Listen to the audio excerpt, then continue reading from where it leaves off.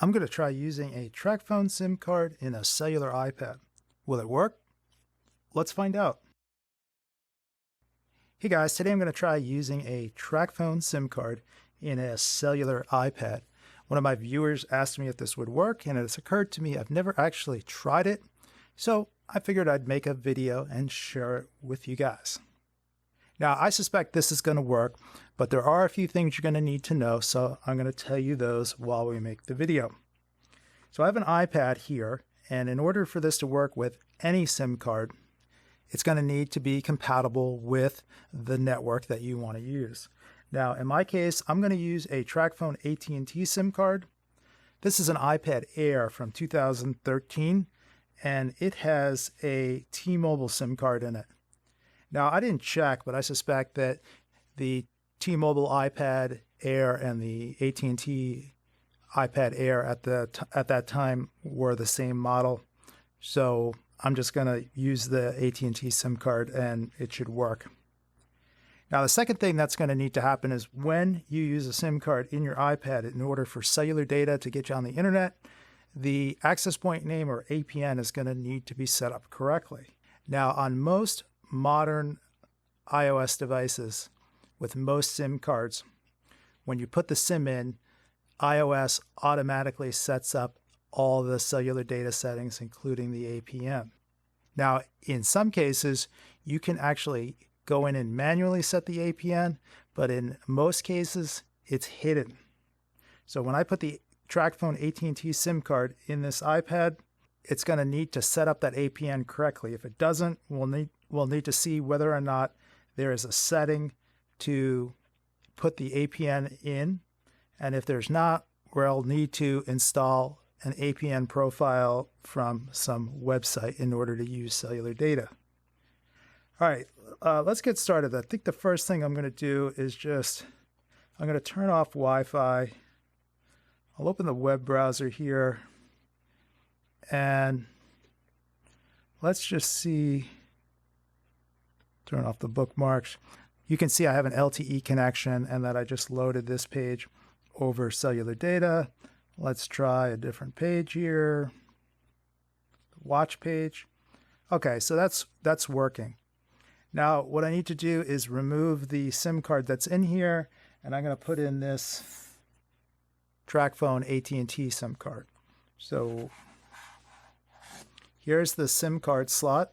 Hopefully you can see that. I have a SIM ejection tool here. I'm going to pop that out.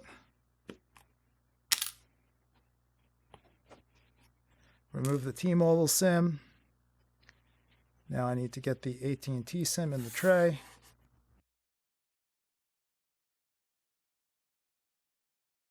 I put the SIM card in, and it hasn't recognized it yet. Let's go to the settings. It knows there's an AT&T SIM card in there. It says manage AT&T account. It still says T-Mobile network here, so it hasn't quite updated itself yet.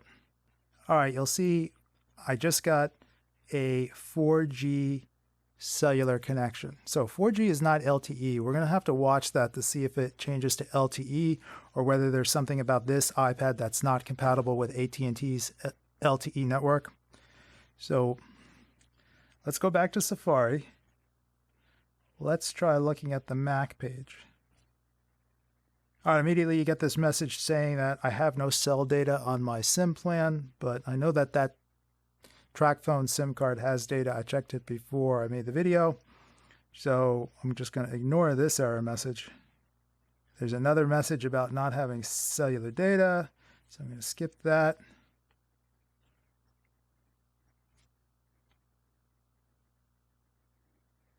So that's probably cached. So usually there's another message that you'll see when you try and use the internet and you don't have a connection, and that's unable to activate cellular data network, and that means that your APN is not set up correctly. I'm not sure why I don't see that message now, and you'll see it thinks we have an AT&T SIM here. The other thing that you can check is if you go into General, About, And then down at the bottom, you'll see it says carrier AT&T 3601. So the AT&T tells me the iPad didn't recognize that I put a Tracfone AT&T SIM in the phone. Otherwise, that would say TFW. It stands for Tracfone Wireless. So what happened is the iPad has set up the APN for the AT&T network. I'll need to turn on Wi-Fi. And you can go to this website where you can download an APN. The website is unlockit.co.nz. I'll put a link in the video description. And they have a little application here called APN Changer. So what you would do is tap on Create APN at the bottom. You'd pick your country, United States, and then you'd pick your carrier. Now we're looking for Tracfone, but we need the APN for the Tracfone AT&T network. Here's Tracfone, but we don't see any option for the different Tracfone APNs. The APN for the Tracfone AT&T network is reseller. Now, a little trick. Turns out that Tracfone owns a number of different companies, including Straight Talk. And if we see the APNs for Straight Talk here, we'll see that there are multiple. And we want the one reseller. So we can use the Straight Talk reseller APN with the Tracfone AT&T SIM. So that's what I'm going to do. Choose that. Now we need to create the APN. So the website has created this APN for us, and it wants to download the file. And you'll see the message here saying it wants to download a configuration file, and do we want to allow this? We'll allow it. Now the profile's been downloaded, but it hasn't been installed. We need to install that in Settings. Close that. We'll go to Settings, and I'm going to turn off the Wi-Fi.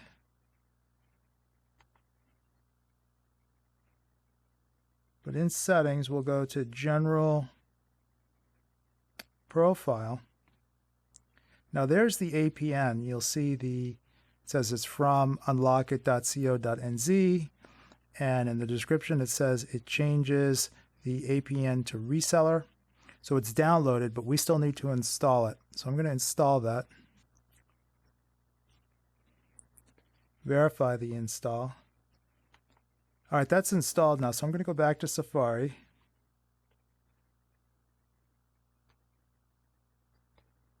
Try going to the Apple website again, and you can see it's working now. So in order to get this to work, I needed to install that APN. So the answer is yes, the Tracfone SIM card does work with the cellular iPad. Just load another page to make sure we're not coming from cache. You can see that it's loading kind of slowly. So this is definitely working. All right, now a few things you should know about this. One, if you don't realize this won't let you make phone calls or receive phone calls with your iPad. This is just for using the cellular data from the SIM card. The iPad is not a phone. It doesn't have a phone application on it. You would be able to use FaceTime with it to make calls over FaceTime. Now, additionally, you're not going to be able to send and receive text messages or MMS picture messages using the iPad. So if somebody tries to send you a text message to your phone number from an Android phone or a picture message, you're not going to receive it. You will be able to use the Messages app on the iPad with other iPhone users using iMessage.